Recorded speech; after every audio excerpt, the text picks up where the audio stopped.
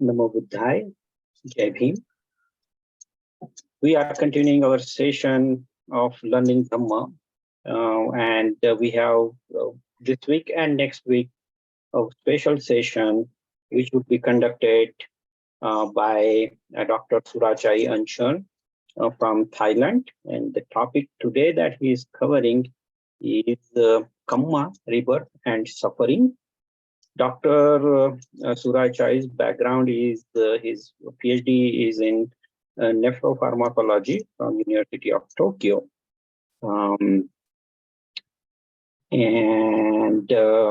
So we will go ahead and start our session. He had been a retired scholar and researcher. He had been a Bhikkhu ordination from July 2017 to June 2018, and a very knowledgeable scholarly person to cover the topic that we are going to cover today.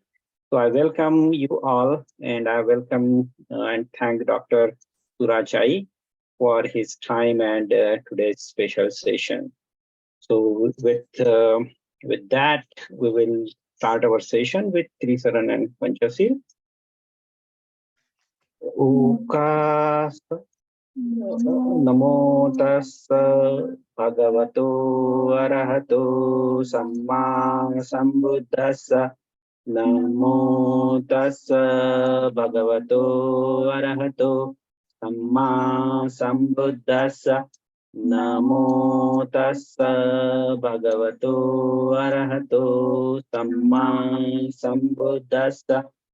Buddhang saranang gacchami, dhammang saranang gacchami, sanghang saranang gacchami, dutiyampi buddhang saranang gacchami, dutiyampi dhammang saranang gacchami, dutiyampi sanghang saranang gacchami, tatiyampi buddhang saranang gacchami, tatiyampi dhammang saranang gacchami, tatiyampi sanghang saranang gacchami.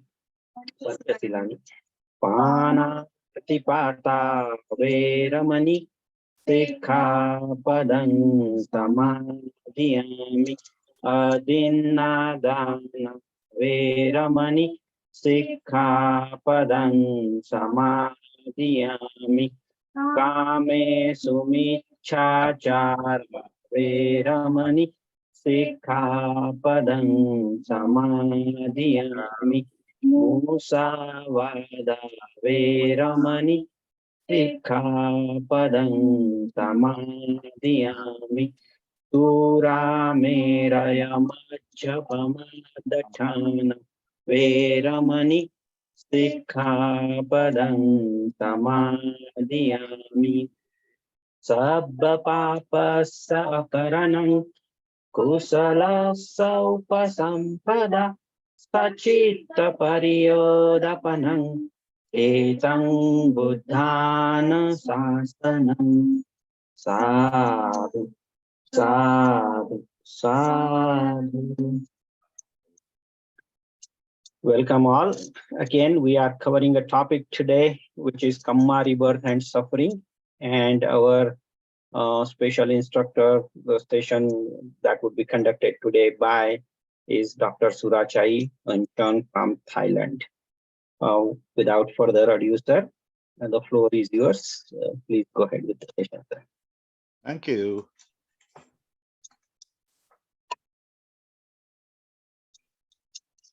Can you see my PowerPoint? Yes, we see your screen, sir. Yes. Thank you.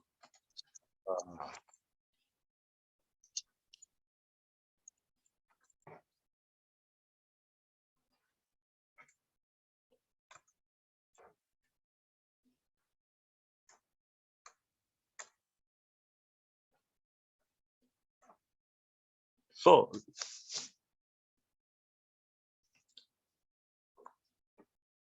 good evening, all participants in USA, and good morning, all participants in India. Today, I have a great pleasure to share my knowledge with you on the topic of Karma, Rebirth, and sufferings. And this is my agenda for today's lectures. I will start with Karma and law of Karma, and then classification of Karma, result of Karma, death and rebirth, including how they take place and influenced by Karma. And I will end my lecture with rebirth is suffering and how to stop that sufferings. In today's lectures, I would like to try to deliver my presentations in a straightforward, clear-cut, and I will use simple vocabulary. So in the end of this lecture, I hope that you can get better understanding on these topics. So let's start. I would like to start with the first question. Was it Karma? Literally, Karma means actions or something that is done. And according to Buddha teachings, any kind of intentional action, no matter it is physical, verbal, or mental, is regarded as Karma. In this case, whatever you do, there should be some kind of cetana or intentions that follow by Karma or action. It may be wholesome, good, or unwholesome, bad. It depends. And major root cause of Karma are ignorance or avijja and cravings or tanha. Particularly in the case of unwholesome Karma, it is conditioned by these two causes.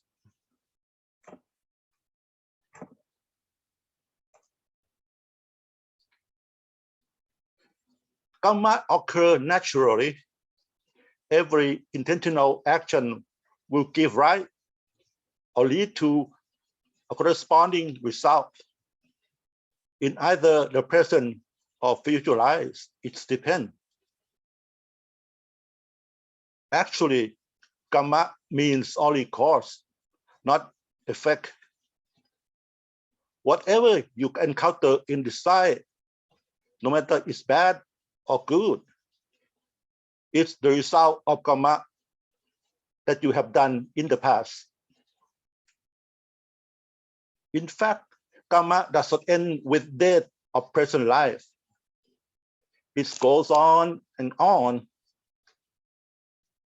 because Karma is impermanent, continuously changing, and leave a potentials into the course of life and continuation of beings.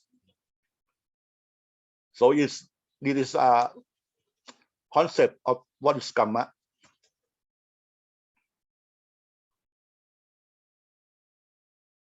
Karma and its result.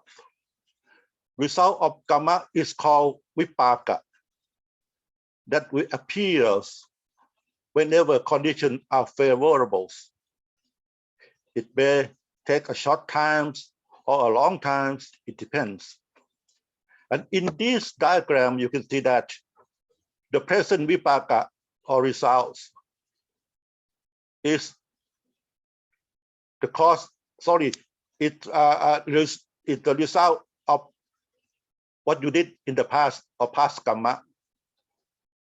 And the reaction to this present vipaka become new Karma, and then lead to new vipaka in the futures.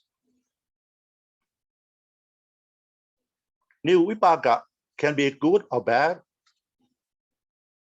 depending on reaction to present vipaka. If you react with wise considerations or wholesome cetana. It leads to wholesome new karma and wholesome new vipaka. On the other hand, if you react it with unwise consideration or unwholesome cetana, it leads to unwholesome new karma and then unwholesome new vipaka. So this is a concept of karma and its result vipaka. Let me show you some examples, which is quite obvious. When you eat delicious food, and this is the present result of past good karma that you have done in the past. If you eat spoiled food, this is present result of past bad karma. In this case, food is just natural object, but consciousness and feeling of food, smell, and taste are considered as the result. And then your reaction to this will be new karma that will give rise to new result. In this case, if you have attachment or upatan to delicious foods, then your reaction is unwholesome. If your reaction is to see true nature of food, that food contains of carbohydrate, fat, protein, carbon, nitrogen, something like that, and just eat for surviving, not for deliciousness. In this case, your reaction is wholesome and will bring a wholesome result in the future.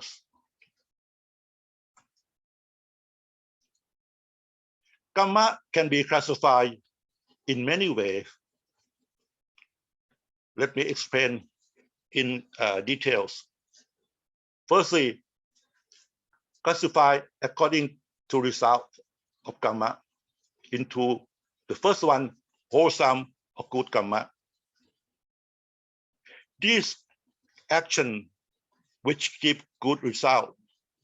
And in general, there are 10 methods to do wholesome karma, what we call tassa, punya, kiriya, wattu. And due to good karma, we acquire what we call punya, which is merit or worthy reward. For example, you will be happy,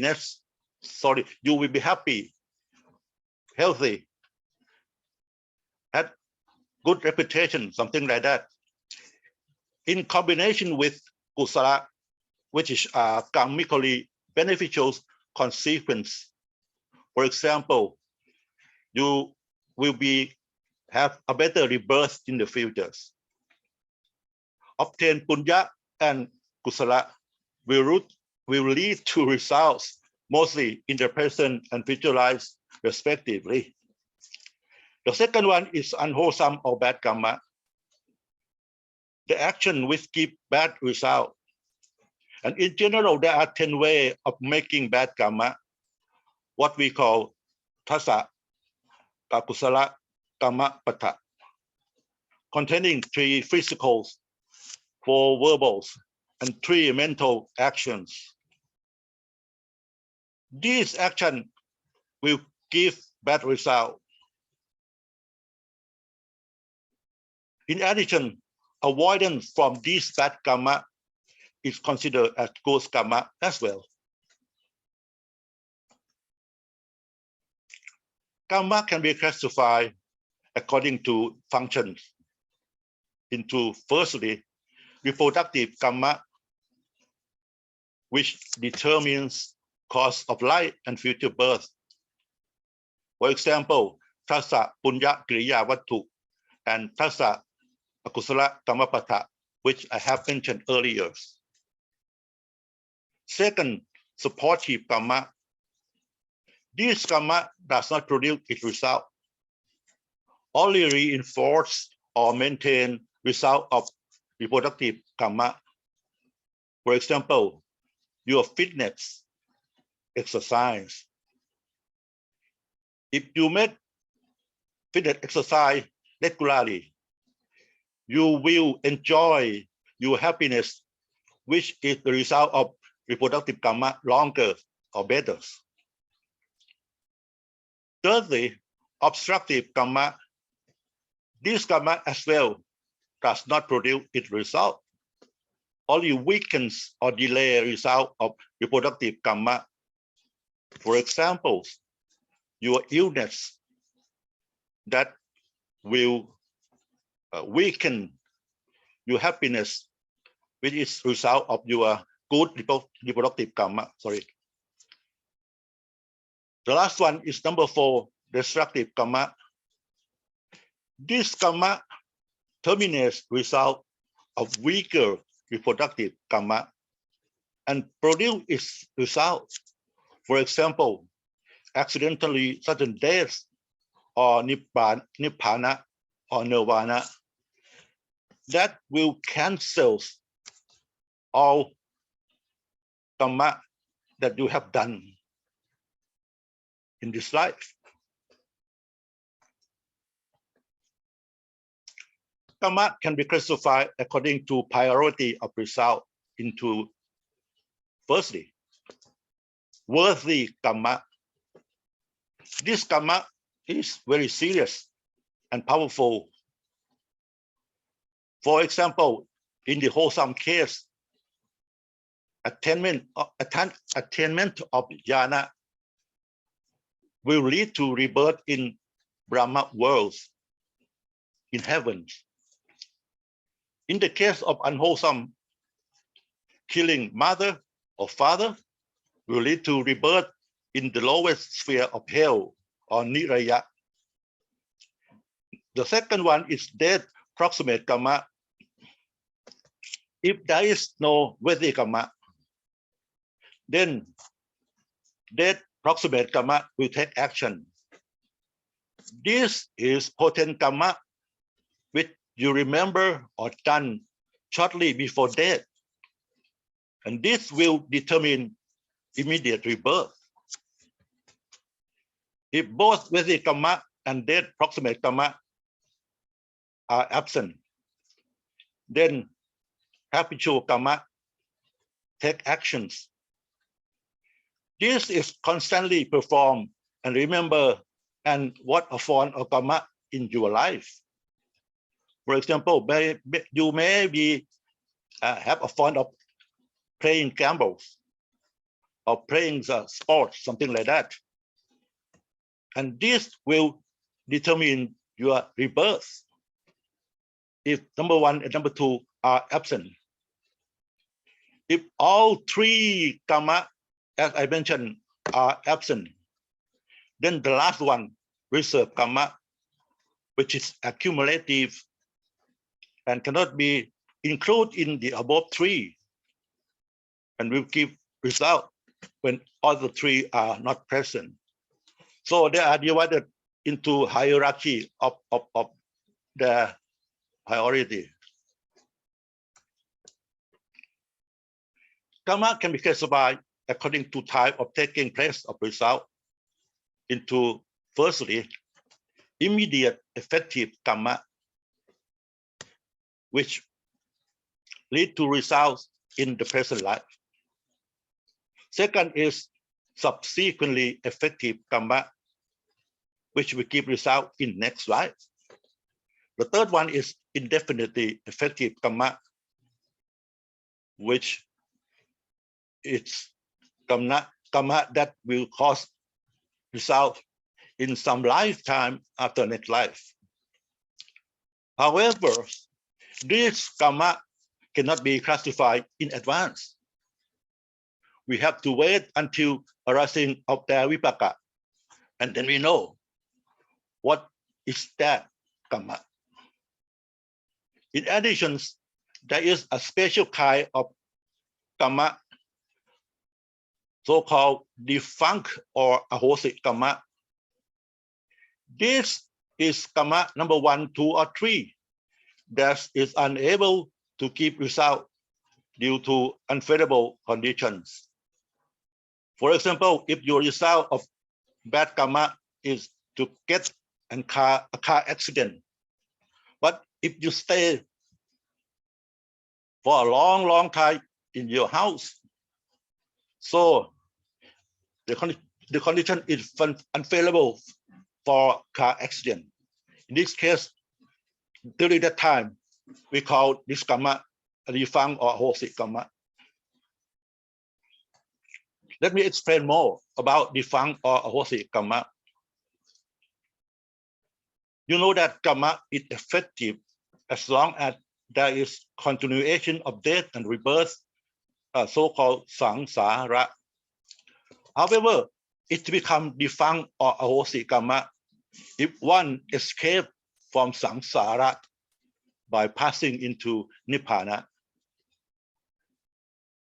A good example is Anguliman, which is a great thief and murderer in Buddha times. Anguliman killed many people before he met Buddha, and his karma would send him to reborn in the sorrowful spheres. However, after meeting Buddha, he became bhikkhu, and his arahantship closed the door to future rebirth and suffering. Although he still had to bear terrible consequences with while he lived, Anguliman was attacked by relatives of his victims, and he was badly hurt. He then crawled back to Buddha and passing into Nibbana. So this is called ahosi karma, the karma that will not have result because one has been Nibbana. He will never rebirth or reborn again. Here are some law of karma which follows the principle of cause and effect. That is to say, where there is a cause, there is effect. No effect occurs without a cause. And working of karma, are under a natural law. Nobody can interfere with the law, not even Buddha himself. Buddha could not save his relative in Kapilavastu from being destroyed by King Vituttapha. After having saved for 3 times, in the 4th time, Buddha could not prevent Sakayan from result of their karma. Because in period existence, they had thrown poison into a river and killed a large number of living things or living fish or animals in the rivers.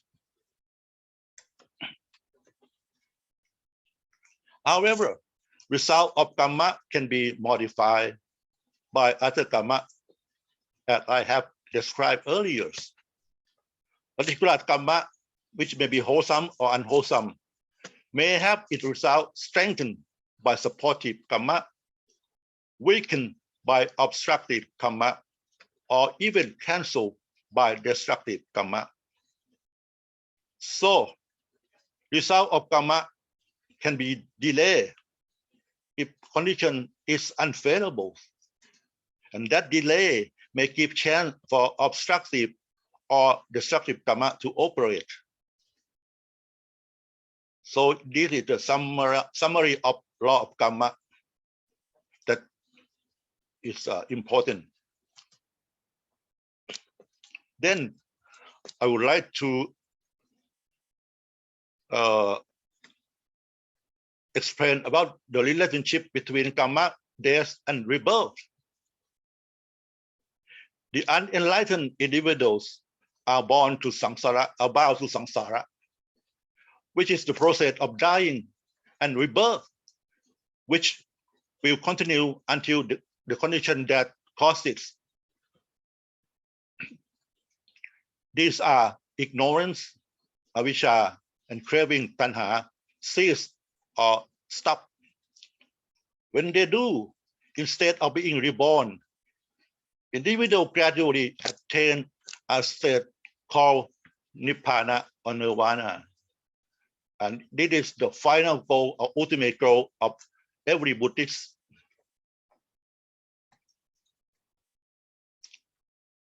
The most important factor influencing where we will be born and what kind of life we shall have is Kamma.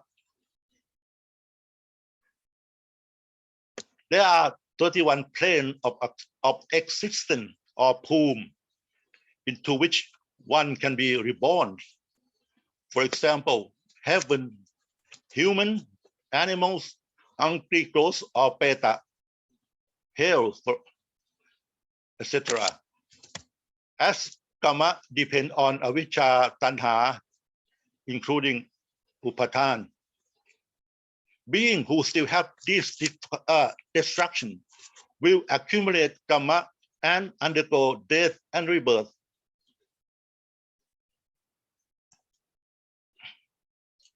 So the next question is, what is death in Buddhism?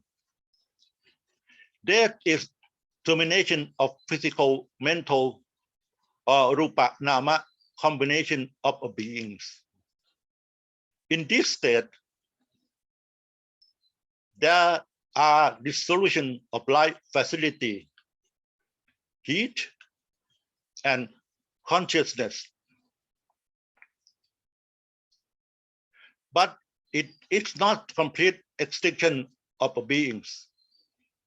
Although lifespan ended, Kamma potentials are not destroyed. They still exist and move into the new life.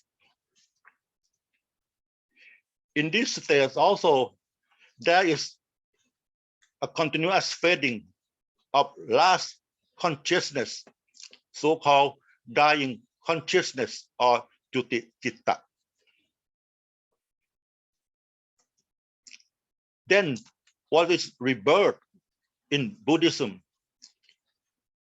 Rebirth is a part of endless process of changes, a continuation of life after death. Rebirth joy or link new existence with the old one. The most important factor, but not the only one, that influences rebirth is actually Kamma. In addition, citta or consciousness of a person during death is also a contributing factor for rebirth. In case that there is no reproductive Kamma, if citta of a dying person is wholesome, rebirth will take place in happy existence. If citta of dying person is unwholesome, rebirth will take place in unhappy existence.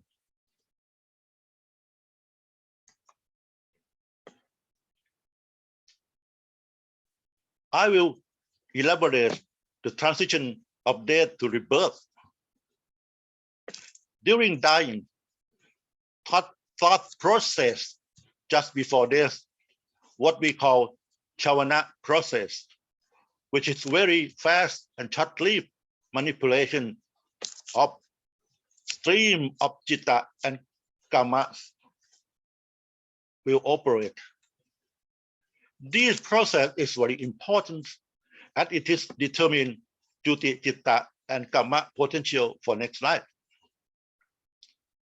In chavana process, juti citta that is conditioned by reproductive kamma or conditioned by sign of kamma nimitta, which is the seeing of the past karma that the person had done in the past, or sign of destiny, kati nimitta, seeing the place that he will reborn in advance.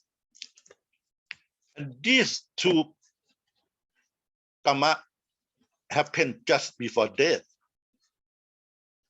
and they occur, and Judithis at this stage is the last thought moment in the present life of a dying person.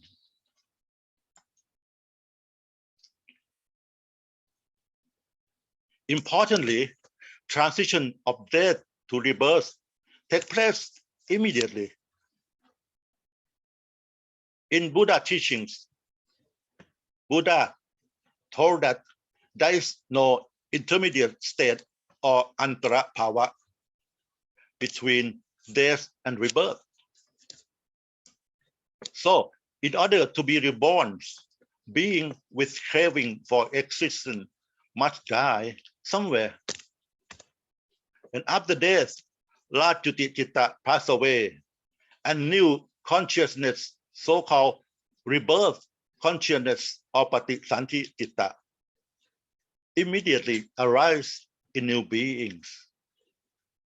Then Patisanti Citta pass away, and subsequent Citta arise one after another in a stream which inherit all past karma potential. This stream of Citta, together with new Rupa Nama combinations, regenerates in fertilized eggs of someone.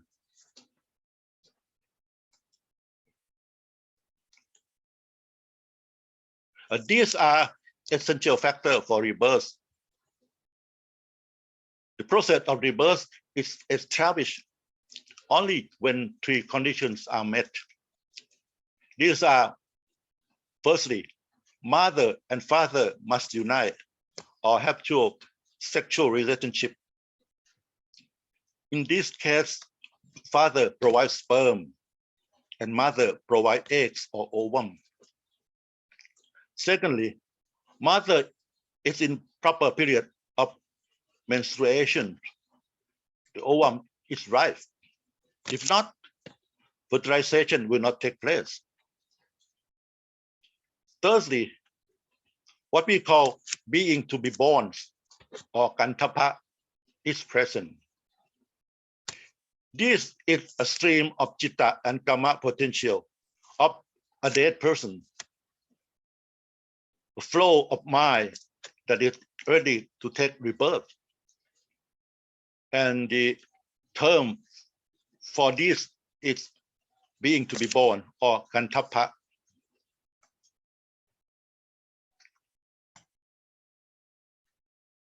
Parents only provide cellular material in rebirth process in the case of humans, beings, and animals. But not all beings require parents for their rebirth. There are some beings that are born or reborn spontaneously, depending on their karma, what we call opapatika patisanti. For example, Deva, Brahma, sinner in the hell, Peta or hungry ghosts, and Asurakaya or demons. These beings born spontaneously without parents.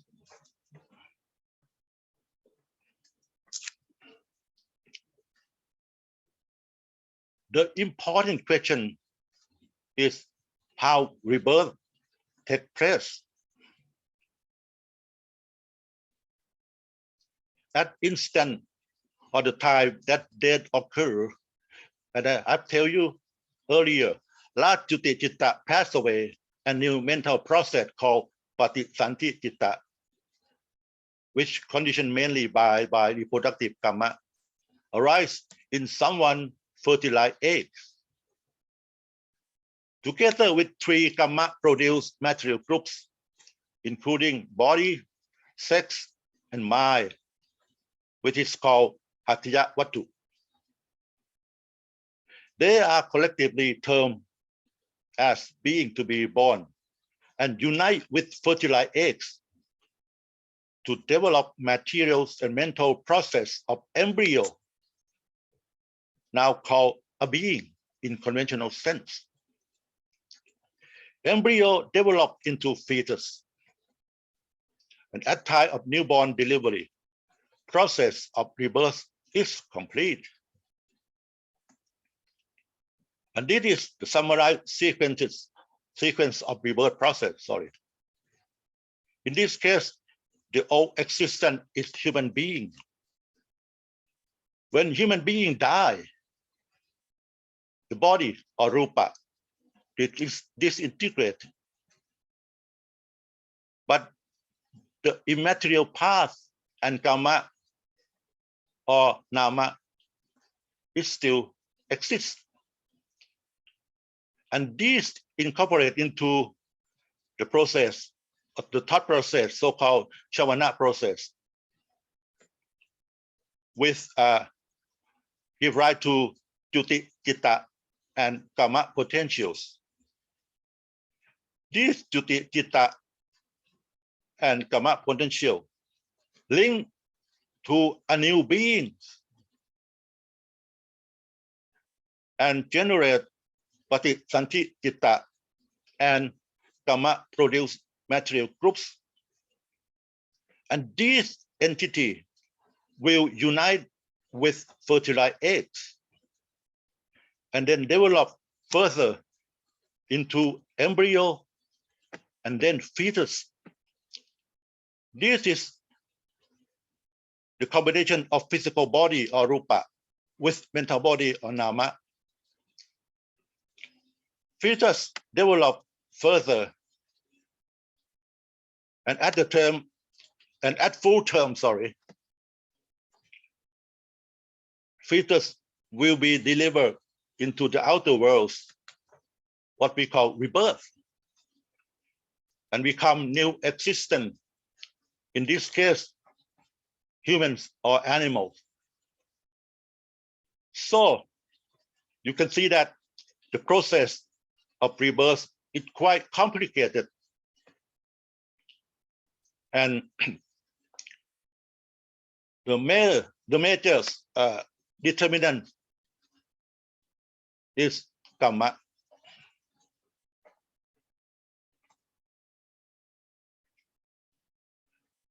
Rebirth is sufferings. Why? According to Buddha teachings, everything in the world is suffering. Everything in the world is sufferings. Whatever is impermanence is sufferings. So this should include all things in the world. Even when you are enjoy yourself, you having good relationship or having sensual pleasures. These pleasures are considered as suffering or dukkha. So actually, rebirth is the starting point of sufferings. To be reborn as a new being in any plane of existence, as I have told you earlier, for example, as celestial beings, they were human beings or animals, is sufferings.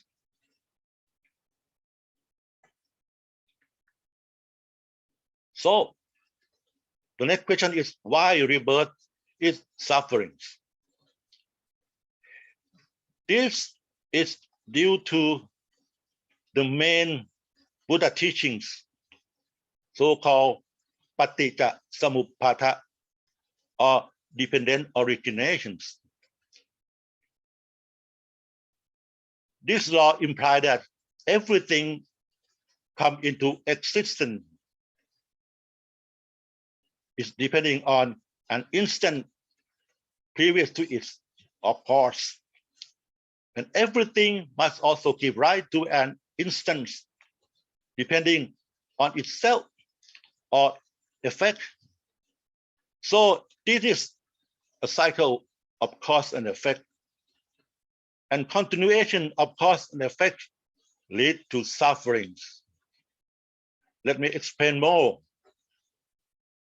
The starting point, of course, is ignorance that will go through several steps of cause and effect, and then lead to cravings, tanha, and then attachment, upatan, and then existence, bhava, which is the continuity of life process, which is motivated by karma, and then to rebirth or chati, and finally to aging and death, chara, morana, which is decaying and death, including sorrow, crying, pain, grief, and despair, which are suffering. So,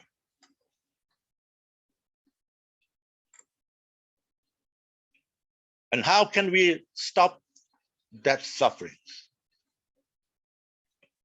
Cessation of suffering can be achieved gradually through practice of Noble Eightfold Path or Ariya Atangika Pakha. And these are interdependent 8 steps of practice that remove suffering and lead to Nibbana. What are they?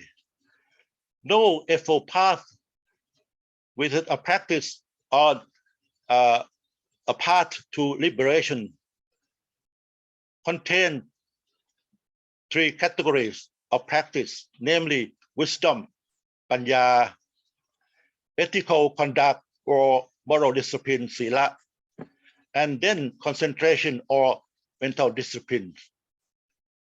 These 3 categories are subdivided into 8 successive factors of practice, namely right view or samma ditti, right intentions or samma sankappa, right speech or samma vacha, right action or samma kammanta, right livelihood or samma avisha, right effort or samma vayama, right mindfulness or samma sati, and finally, right concentration or samma samadhi.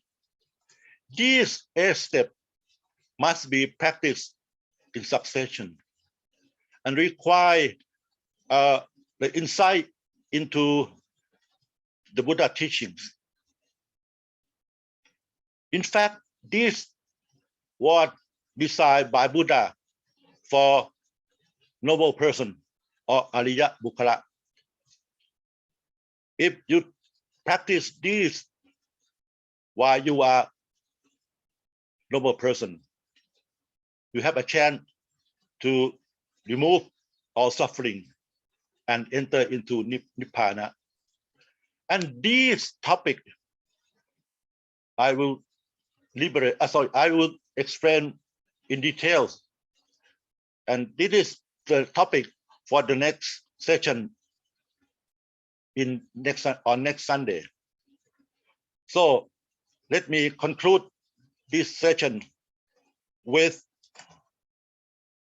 this. Thank you for your attention. Sadhu, sadhu, sadhu, anumodhami. So I have finished my lecture. Thank you. Sadhu, sadhu, sadhu. Much merits to you, sir. Thank you very much. Much merits to you, sir. Thank you very much for taking today's session. You have to close my screen, right? Yes, it's okay. Okay, sir. We will have a question and answer session now. Okay. All the people that are in the chat, we are allowing you to unmute yourself and then ask question, but please raise your hand and then we will make you go one at a time. Naksen Wankhede, please go ahead. Jai Bhim, Namo Buddhaya. Thank you very much for explaining the process. In one of the presentation, you have shown the process of forming an embryo and the fetus forming. The medical science today also don't have any answers from where the heartbeat comes to the fetus. Can you please elaborate this? Like what happens? Like how Namarupa chooses the mother or father, or what is the process of that? The process of what? Sorry.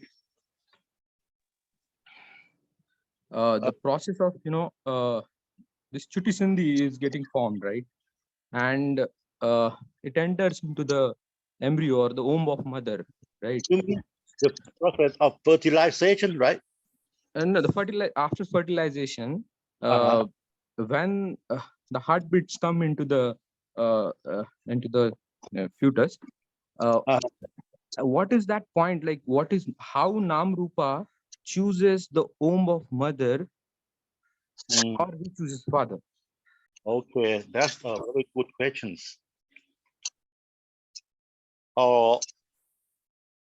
Nama Rupa, Nama from the dead person will transfer the Kamma potential to the new beings. And the question about the formations of embryos after fertilization is a kind of the scientific questions. Briefly. Yeah, it has both angles. I mean, spiritual angle as well as a scientific angle. Sorry, pardon. To me, it has both angles, scientific angle as well as an spiritual angle. In terms of like choosing the womb of mother is something where the medical science do not have any answers. In fact, Buddha teachings and medical science is something go in parallels. Buddha explains three of happenings after fertilization. There will from various organs or various development in the series. And in medical science, we know that after fertilization, we are kind of cell divisions into 2, 4, 8, and so on to become embryos, and that embryo will let's say implant into the uterus of their mothers and develop more into mature embryo or fetus. And this is quite a long process, which require maybe a long time to explain. And I don't have what we call the actual explanation right now. I have to get back and search and study more. That I can tell you, I can answer you the questions. But Nama is it something like the imprint or the templates for new beings in terms of character, in terms of habit, in terms of many things.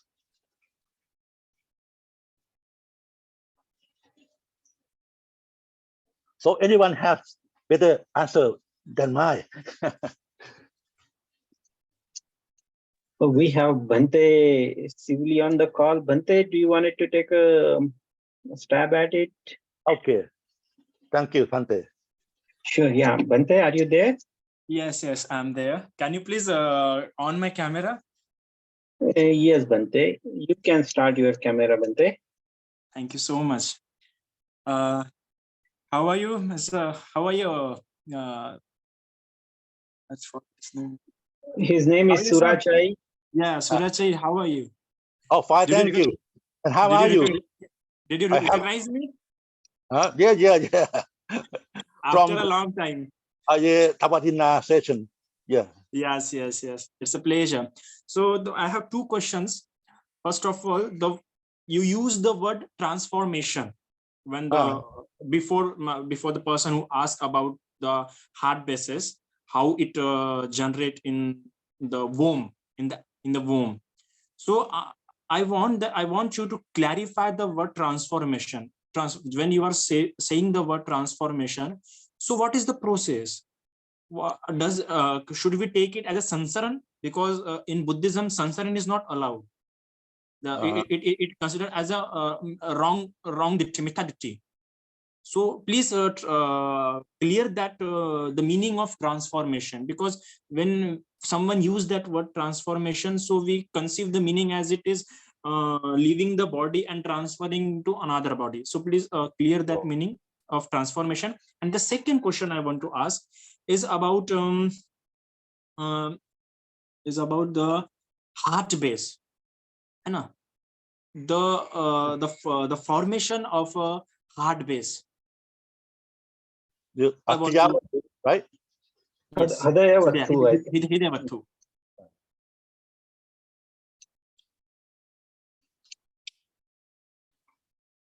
So your question is finished, right? Yes, only two questions I have at present. Maybe I use the term transformation inaccurately, because if what the term used to explain the transformation of one person into a new person, we call it incarnations, not rebirth. Someone may think about if someone die and their soul, what we call the souls or soul, will transform into the new body. And this is called incarnation, which is not the expression for rebirth. So I may use the term incorrectly. I'm sorry for that. In Buddhism, only immaterial path, Kamma and Chitta is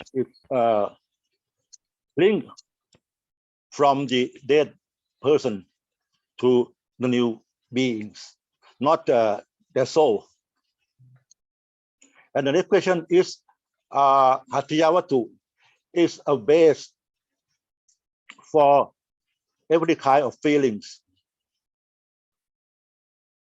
in new beings, and it contains, I think, maybe more than 8 or 10 Hatiyawatu in Buddhism, but I cannot remember all of them. I'm sorry for that. Thank you. Thank you so much, Surachai ji. And can you please share your line number with me, or in this? Okay. Yeah, I will. I think we have a connection with line. No, I don't have your line number. Can you please share right now? No. You can share later or to the. So Bante, I will work to get that to you, Bante. Yeah. Yes. और वो जिन्होंने पहला सवाल पूछा था ना कि वो हार्ट बीट कैसे जनरेट होता है, तो he can message me, वो मुझे मैसेज कर सकता है, मैं उन्हें बता दूंगा. Okay. So your name Ante Sivali. Okay. Sivali. Okay. Did you have Facebook, right? Yes, I have Facebook. Okay, I will contact you by Facebook. Thank you very much, sir. Jagannath Venkatramaiah, sir, please go ahead with your question. Namo Bodhaya, Jai Bhim. Pankajji, Brother Pankajji, thank you very much. I have put my questions in the chat box, but nevertheless, I want to be very crisp and ask respected teacher. First question, as a student of diploma in Buddhism, 2000 in the COVID times, I did learn little of Chitta. My question is, we are fortunate that the most enlightened Arahant Buddha showed us how to make it scientific thinking, interpret things and all. We are greatly benefited. The question is very simple. As a upasaka in the daily life, we have so many physical difficulties, it could be climate change, it could be biodiversity, it could be pandemic, and many more biological, disasters coming. My simple question is, anybody will ask you this question: if Buddhist theology gives us such a wonderful interpretation, science is validating independently. You see, anything becomes science when you validate. Yeah. There are many issues. There are very many issues. I want to know which universities in the world today are offering independent studies on birth and rebirth and the Buddhist theology in a perfect way, if not perfect way, an approach rather, so that anybody interested in the research can look into it. I want to conclude by saying that I'm a spaceman. 60 years ago, space scientist, you see, I worked for 32.5 years for space. See, that 60 years back, if anybody asked about remote sensing, they would have laughed at. What is remote sensing? But today, from 40 lakh kilometers Mars, we are getting photos of the Mars planet. See, what I want to conclusively say that there should be some hub of research which tests, validates, and tells this is independent verification we are doing for birth and rebirth. You see, that will make a well of a difference. Because, see, having a good understanding of Buddhism, living a good life. But Goenkaji was very right. The cell pulsates millions of times a second. And if you have a Dhamma, we are happy. And again, I'm concluding my discussion with you with a simple question: which university in the world has got a platform for researchers to work on this birth and rebirth, so that, you see, the mystic world is destroying the whole population in all religions, making things, in an unscientific way, not making the mind liberated. You see, very important is mind liberation. I'm sorry for taking so much time. I think this is very important. Please, thank you. Okay. I think this is not a question, it's a comment, right? Leave it to you. Good comment. Thank you very much. Thank you. But it was a very good presentation. It was very convincing. I think we should take it seriously. Thank you very much. Thank you very much. I want to Thank you very much, sir. Your next question is from Ayan, and he put the question into the chat window. He wanted more explanation on the Javana Chitta process, and I'm assuming that is at the Chuti Chitta time. So can you please elaborate a little more on the Javana process at the Chuti Chitta time? Oh, that's a very big question. In fact, Chitta is very brief. The time of one Chitta that happened is shorter than the lightnings. So, in 1 minute, there are more than 1,000, not even million Chitta that happen. So the process of Shavana Chitta is composed of a series of Chitta that happen and pass away. New Chitta happen and pass away. Like this, in terms of maybe 1 million times in one process. And I cannot remember all citta that happened in Chavana citta, but maybe more than 10, maybe 19. Oh, I cannot remember the number, the exact number. But Chavana citta or Chavana process, it's very important in many types of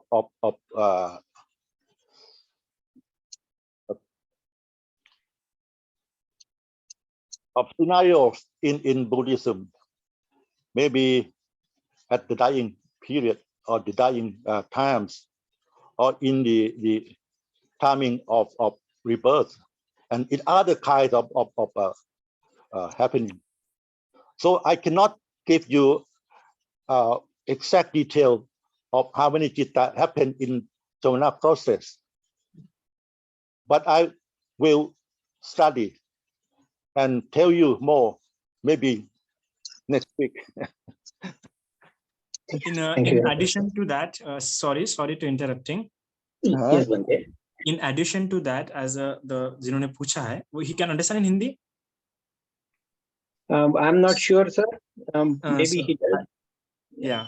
तो जो जवन चित्त की उन्होंने जो बात की है, देखो जो जवन चित्त होता है यह व्यक्ति के विपाक के लिए ज्यादा जिम्मेदार होता है ना। जवन चित्त के आधार पर ही व्यक्ति का विपाक तय होता है कि व्यक्ति का विपाक कितना प्रभावशाली होगा। मतलब वो जो फल उसे प्राप्त होगा, जो उसने कर्म किया, जो उसे फल प्राप्त होगा, कितने समय के अंदर प्राप्त होगा, ये जवन चित्त के आधार पर होगा। तो पूरे चित्त विधि में 17 चित्त क्षण होते हैं। उन 17 चित्त क्षणों में 7 बार जवन घूमता है ना। और ये 7 बार जवन चित्त घूमता है, तो इसके आधारों पर तय होता है कि फल कब मिलेगा। अगर ये अच्छी तरीके से घूमा तो आपको फल 7 दिनों के अंदर भी प्राप्त हो सकता है और 6 महीने के अंदर भी। अगर 6 महीनों के अंदर प्राप्त नहीं होता है तो 1 साल बाद प्राप्त होगा। इस 1 साल में वो कभी भी प्राप्त नहीं होगा, 1 साल बाद भी प्राप्त होगा।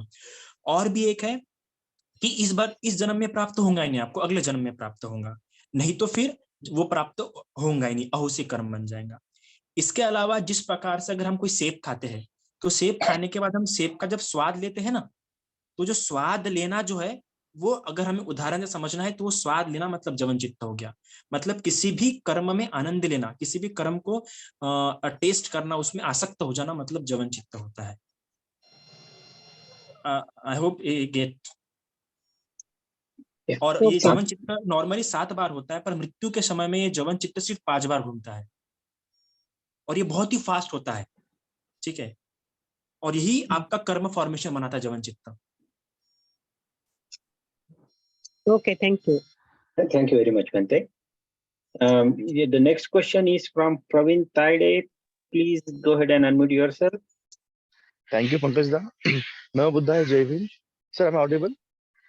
Yes, you are. Please go ahead. Thank you. Thank you, sir. I have 2 questions. Basically, the first question is like how to differentiate between vipaka and the natural action. Suppose if I'm in day-to-day life, like every day we come across situation wherein like we're walking on the street and meeting an accident, like hitting an object or falling down, and then it takes you to the hospital, and for a longer time we get bedridden kind of thing. So is it a vipaka of a previous karma, or it is just like a negligence that we happen in a situation wherein like hitting an object where you don't know like what is happening, so by mistake things happen, or is it like a planned activity wherein a vipaka of your previous karma? So my question is like, is every result is a action or result of a karma, or is it something like a few things are there which are happening naturally like because of our negligence? So is it a differentiation between that, or is it result of or is it a vipak? This is my first question. I'm sorry, I cannot catch your questions. Please repeat that. Yeah, let me try to summarize it, Surachai. Yes. So his question basically is, everything happening to a particular person in his day-to-day life, is it because everything is coming as a vipaka to him, or there are additional factors also playing a role in the day-to-day life that are happening with him? Is it always the vipaka which is making things happen to a person? Or according to Buddha teachings, everything that happens should have the cause of karma. So I think that what happened in our daily lives is the result of our karma, maybe in the past life or earlier.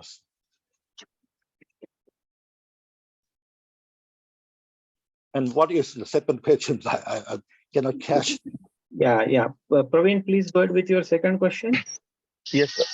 The second question would be like, when we say 200 years back, when Bodhisattva Dr. Babasaheb Ambedkar was not there, my forefather was living a very bad life, like because of casteism in India. So one sect of people was treated like an animal. And when Bodhisattva came, now my life is completely changed, not just mine, because other people also living very good life. So is it thing that my action or karma was better than my forefather, because they have suffered a lot?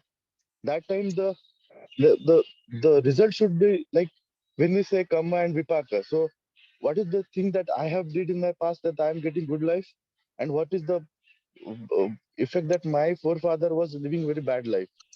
So is it because of Bodhisattva's presence, or it is because of my karma? Okay. Yeah, thank you. Let me again try to Thank you. repeat Thank you. the question. I cannot catch this question. Yeah. So the karma are the social aspects in life. Anything that is being run like a social aspect, right? Are they part of the Kamma theory, or Kamma only acts to a particular person, individual person based? So that would be a part of it, because he's trying to ask the question in reference to his grandparent and his grandparent's situation and his situation. So he's trying to see is like, what is the conditions or karma that his grandparents did were bad because of their own karma, or is it a social situation, or what is the good that he did that he is living a better life than his grandparents? So the simple question would be, will karma act on individual person, or will it act on a social aspect? More than one person, can a karma react to more than one person to make it a social situation?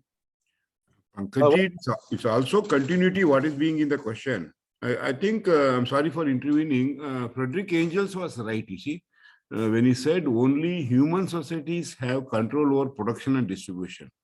Our Upasaka friend question is very right. My father was living difficult life. I am living better life.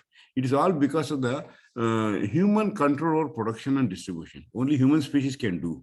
I think Buddha to me is relevant here, because it is Buddha who said, you liberate your mind by going seriously into your unhappiness and miseries by making an effort. You see, that's very important. Maybe my father was a primary school teacher. He had a lot of problems, but he had efforts to keep us education. I think it's very difficult to link the previous Kamma theory to present day's benefits. I think this is what I understand. I may be wrong, but Frederick Engels was right.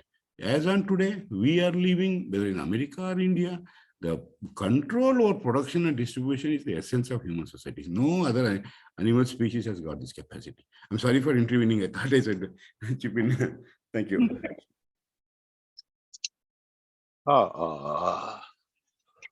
So I think we'll try to take this question next time, because it kind of took a very broad sense of very important, correct. Yeah, with the distribution that you are trying to link to. We are trying to be, there are a couple of more questions and we are already kind of a little late. So I'm trying to cover these two questions, these last two questions. The next question is, in Paticca Samutpada, the link Vijnana Pachaya Nama Rupa is there. And he wanted to understand how Vijnana can how Vijnana can result and generate rupa. I think this may be a little out of the way topic and maybe more related towards our next week's topic. But I'll leave it to you, Surachai sir, how you wanted to go about this question. In fact, I had a lecture on Paticca Samuppada, but I think I will keep that for maybe the next Sunday. So Paticca Samuppada is very complicated and hard to understanding. I think, let me tell you frankly, I do not a qualified person to explain in details about each step of Paticca Samuppada, but let me have time to study and search more answer, and I will give you a better answer maybe next Sunday. Thank you very much, sir. And I'm trying to get one more question here, which is again into the chat window. What could be the reason for unexpected abortion of fetus in the womb? How a mother can overcome such situation? How she should keep the things normally? You do ask about abortion, right? Yeah, sometimes I think what she's trying to indicate is that sometimes the body itself will abort the fetus. What could be the reason for that? And what is the question? And the second question is how should the mother deal with it or overcome with such situation? I think after fertilization and develop into embryo, in terms of social law or law, the killing of fetus or embryo is considered murder or panatipata. Oh no, murders, living entities.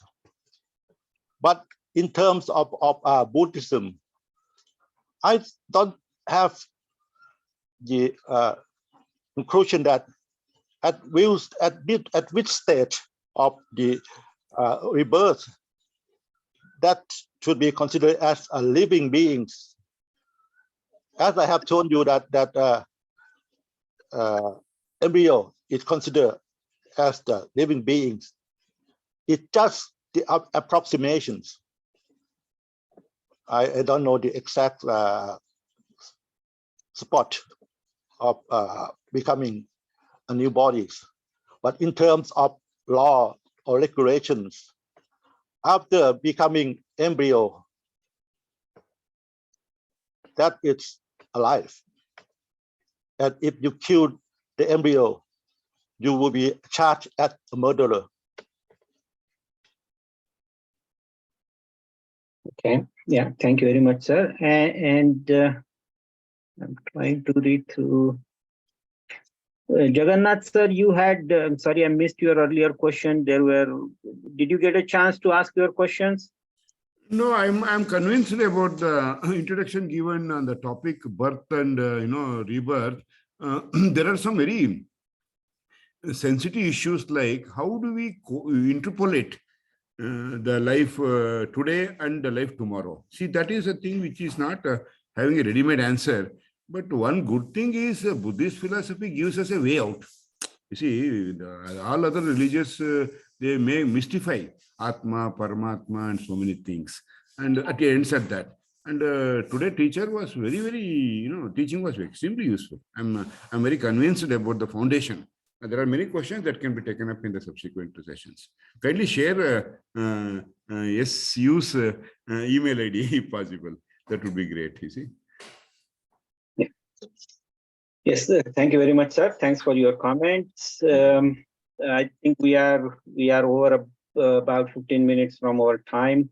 I Thank just you. wanted to thank Surachai sir for his presentation on Kamma, rebirth and suffering. And we will have a second series to this one, which is going to be the cessation of suffering, that is going to be concluded next week. So with that, I wanted to take the session towards conclusion. Pardon, sir. Bhante, May I can ask you One day Can should I I- ask- do the? Pardon, may I ask one question, please? I think who is this? Me, Ramadulal.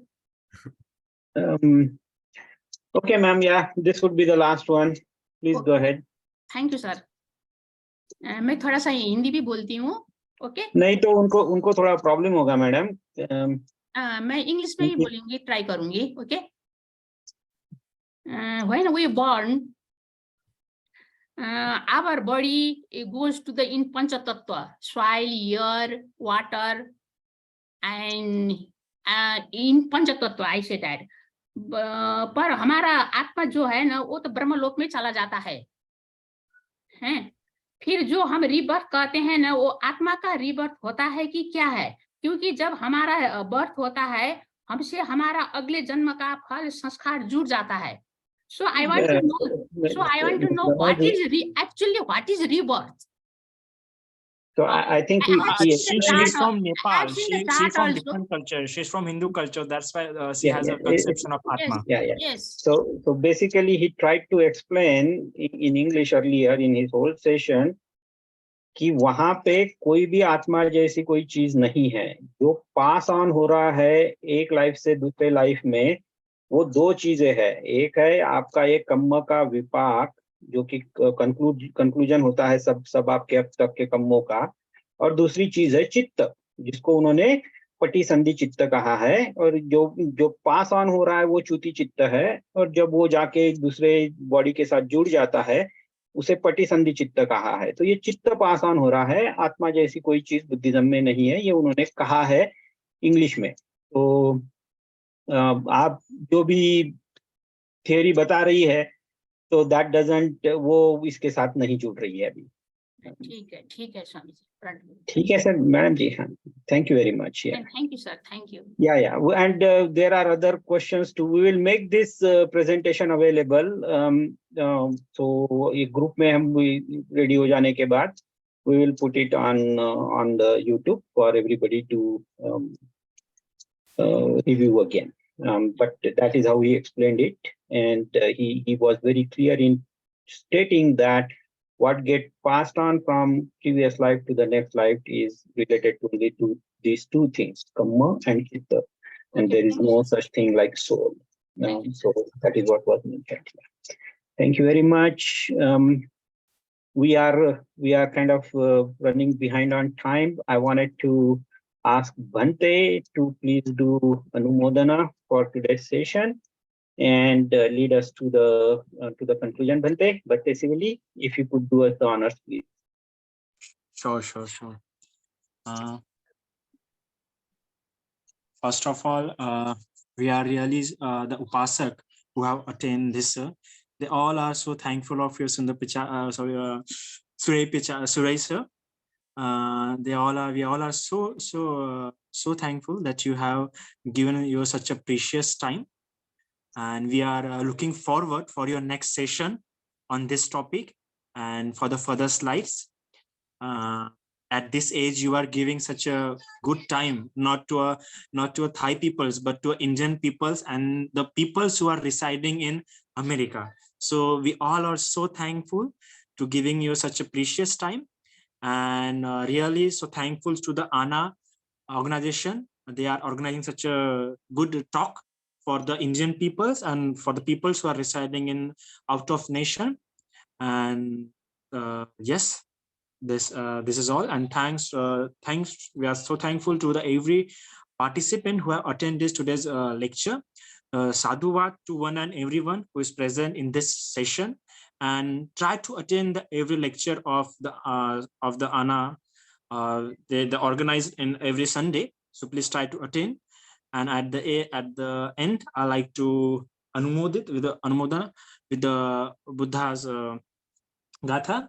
So please join your hands and try to bless it.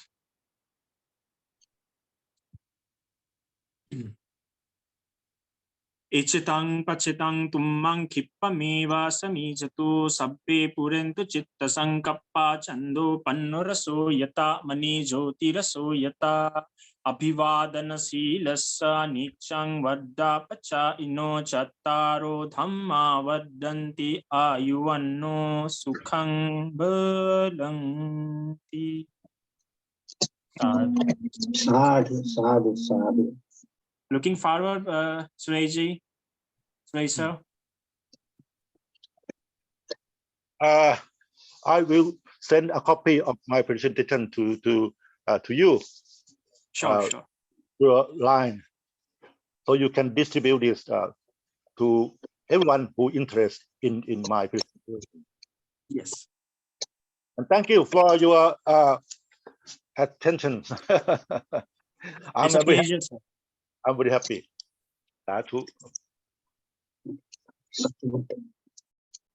Thank you very much, Surachai sir. Can I leave now? Yes, sir. Yeah, we will conclude our session today, right now, for everybody. Namo Buddhaya. Thank you. We'll see you again next week in the same session, same time. Thank you, sir.